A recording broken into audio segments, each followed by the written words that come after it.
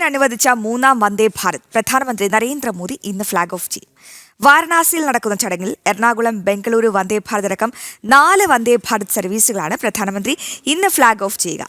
Ernakulam south ജംഗ്ഷനിൽ നടക്കുന്ന ഉദ്ഘാടന പരിപാടിയിൽ കേന്ദ്രമന്ത്രിമാരായ സുരേഷ് ഗോപി, ജോർജ് കുര്യൻ, ഗവർണർ രാജേന്ദ്ര വിശ്വനാഥ് ആർലേക്കർ, BJP സംസ്ഥാന അധ്യക്ഷൻ രാജീവ് ചന്ദ്രശേഖർ എന്നിവർ പങ്കെടുക്കും.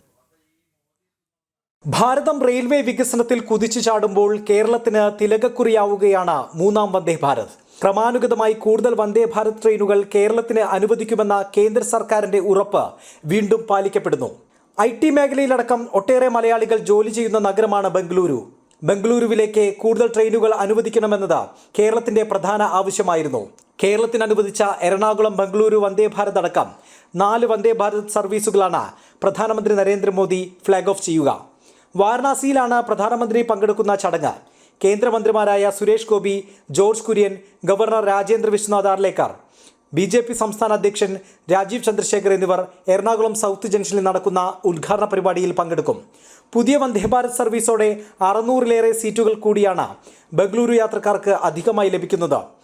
ഉത്സവ സീസണുകളിലെയും അവധി ദിവസങ്ങളിലെയും തിരക്കും ഉയർന്ന യാത്രാക്കൂലിയും ഇതോടെ നിയന്ത്രിക്കാനാണ്. ബംഗളൂരുവിൽ നിന്ന് എറണാകുളം വരെ 630 കിലോമീറ്റർ ദൂരം 8 മണിക്കൂർ 40 മിനിറ്റിൽ പിന്നിടാനാകും. 9 സ്റ്റോപ്പുകളാണ് ഉള്ളത്. ബുധൻ ഒഴികെയുള്ള ദിവസങ്ങളിലാണ് സർവീസ്. ജനം, കൊച്ചി.